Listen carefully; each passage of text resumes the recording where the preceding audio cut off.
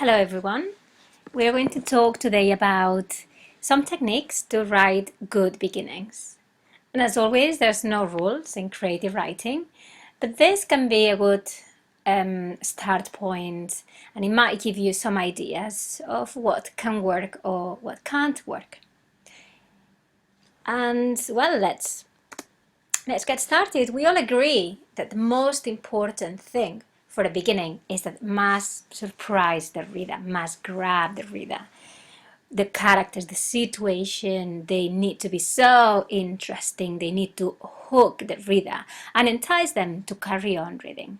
And this is the number one rule, and I would say maybe the number one and the only one rule. But let's see how we can achieve this.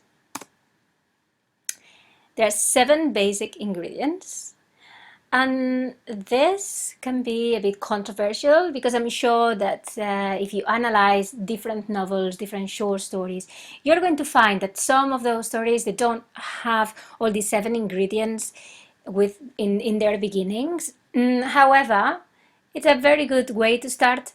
And once you apply all these 7 rules, then in your trimming process, in your editing process, you can also just go and see what is really essential, what can make your story more powerful. And that will depend on your story, really, and your story will be able to tell you.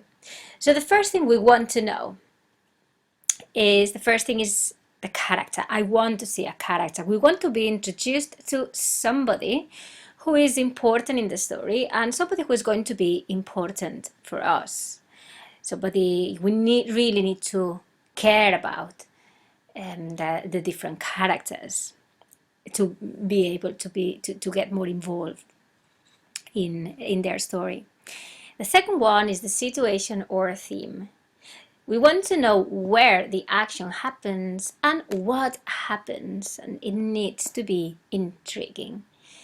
The where, sometimes when people start writing, we find that there are all those characters talking to each other in the void.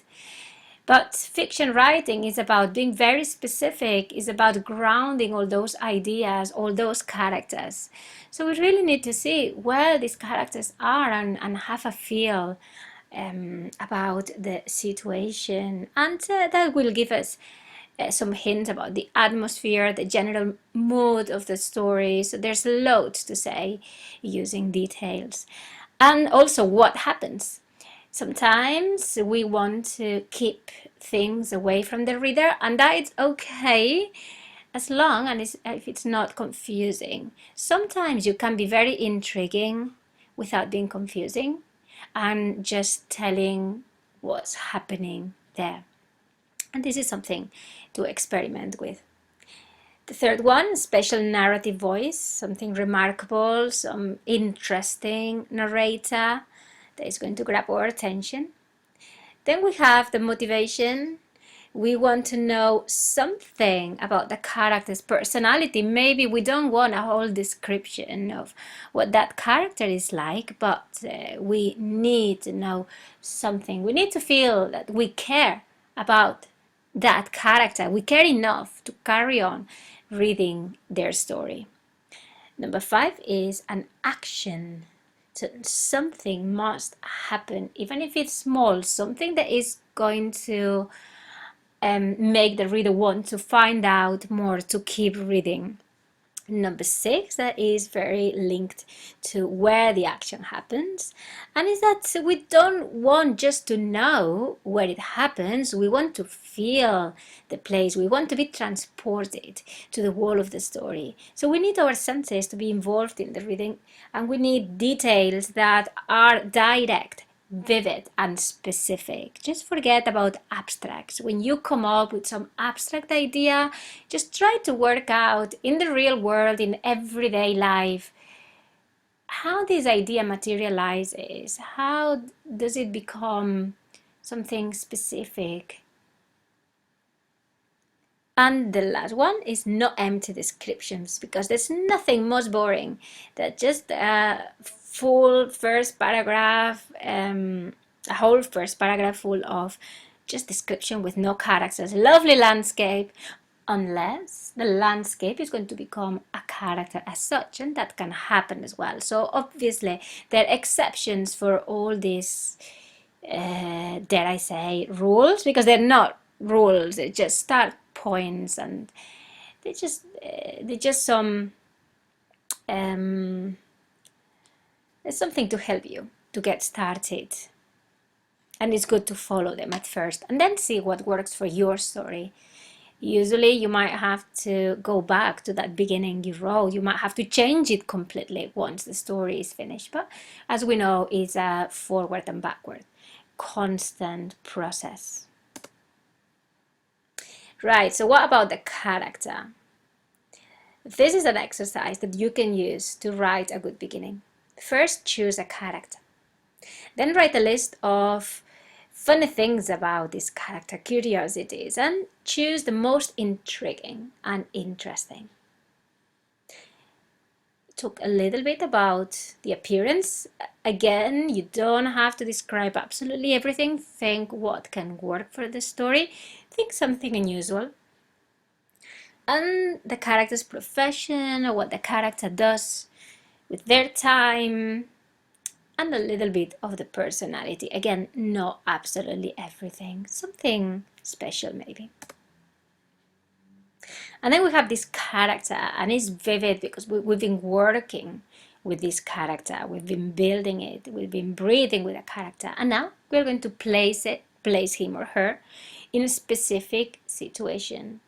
And what about if you choose a situation which is out of the ordinary? What would your character, with their background and personality and desires, what will this particular character do in this specific out of the ordinary situation?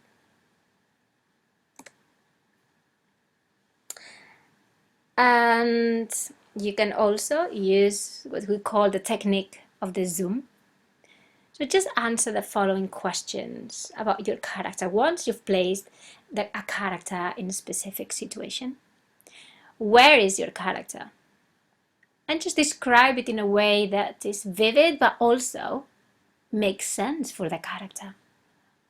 What would your character notice in that environment?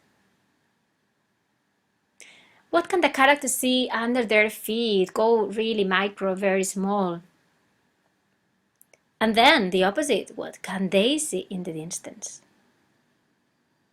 What can they touch with their hands? And what can they smell? And now you have plenty of information to write your first paragraph. And as I said before, also taking into account that you might want to get rid of this first paragraph later on.